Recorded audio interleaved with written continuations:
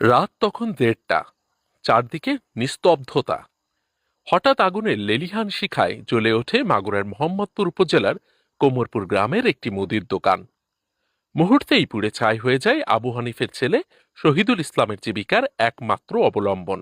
কালাম নামের যে ব্যক্তি, ও আগুন ধরায় দেয়। মানে আগুন ধরায় এমন ভাবে যে আমার মশাল জ্বালায়, মশাল জ্বালানোর পরে মশাল জ্বালায় সে ভিতর আমার এই দোকানের ভিতর আহ ফেলে দেওয়ার পরে আমি জানতে পারি হচ্ছে রাত ২টা-২.৩০টার দিকে জানতে পারি। স্থানীয়দের অভিযোগ, এটি কোনো দুর্ঘটনা নয়, পরিকল্পিত অগ্নিসংযোগ। এই শত্রুতার কারণেই আমাদের দোকানটা চুরি করতেছে বা আগুন ধরাইছে। সেই একই সময়ে মসজিদের পশ্চিম পাশে থাকা মজনু মিয়ার দোকানেও আগুন দেওয়ার চেষ্টা করা হয় বলে দাবি উঠেছে।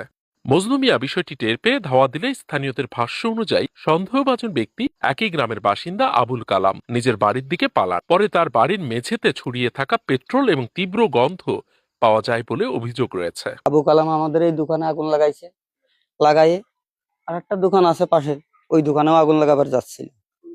এই দোকানে ধরাই দিয়ে ওই দোকানে যাচ্ছিল, তখন আমার ওই ভাই রাস্তায় বসেছিল।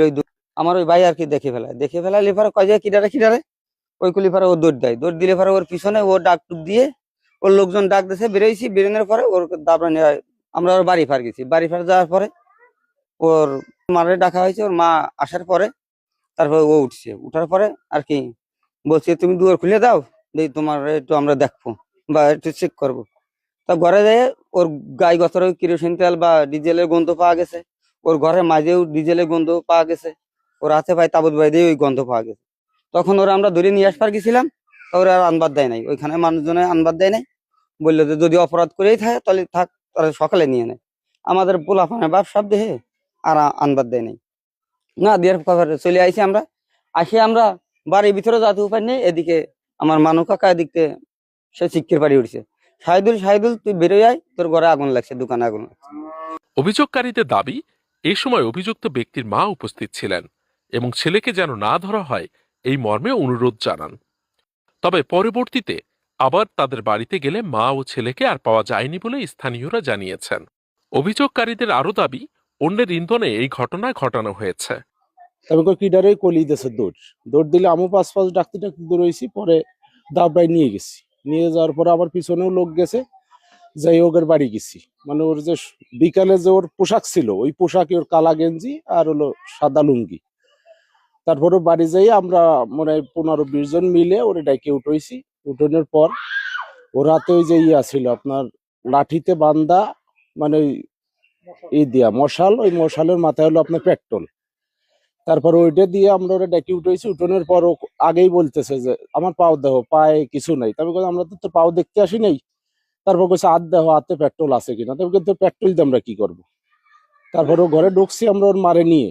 ঢোকার পর ওর মাইজেই, ঘরের মেজেই মানে কেরাসিন পড়লে কিন্তু বোঝা যায় একবার পুরোটা, সেটা আমরা ছবি তুলছি। পর ওর হাত পাও সব মুরব্বীদের দিয়ে চেক করাইছি। তখন মানে ও প্রমাণিত হয়েছে যে ও গেছিল। পর ও হাত পায়ে ধরছে অনেকটা। ওই যার লোকজন কইছে এখন যদি নিয়ে যাও তাহলে তো ও মাইর খেয়ে মরে যাবে না, তোমরা আসামি করবারে, সকালে নিয়ে নে। তা সেই অবস্থা আমরা চলে আইছি। আসার পরে মুরব্বীরা নিয়ে আইছে আমাদের। আসার পর আমরা যার যার ঘরে শুয়ে পড়ছি। শুয়ে পড়লেই মানে 10 মিনিটের ভিতর চিৎকার দিলে আমরা দৌড়ে আইছি। এসে দেখি যে এই দোকান দাও দাও করে জ্বলতেছে। এইটা ধরাই ওইদিকে আরো 2টা দোকান আছে আমার, একটা রিমন নাম করে একটা ছেলে, তাদের দোকান, মানে ওদের টার্গেট ছিল খালি দোকান। পরে এসে এটা দেখার পরে আমি পরে সওয়াল ফল আবার যে ও এই কাজ করে ধরে নিয়ে আসি। যাই দেখি যে ওর ঘরে তালা দিয়া ওরা কেউ নাই, একবারও মাটা শুদ্ধ সবাই পলাইছে। ওরা কারোর ইন্ধনে এগুলা করে। যদিও এ বিষয়ে প্রশাসনের পক্ষ থেকে এখনো আনুষ্ঠানিক কোনো বক্তব্য পাওয়া যায়নি। এই ঘটনায় সুষ্ঠু তদন্ত ও দোষীদের আইনের আওতায় আনার দাবি জানিয়েছেন এলাকাবাসী। আমরা সুস্থ বিচার চাই, আমরা চাই আবু কালাম আসুক, আমরা সবাই তার বিচার চাই, তাকে ধরা হোক।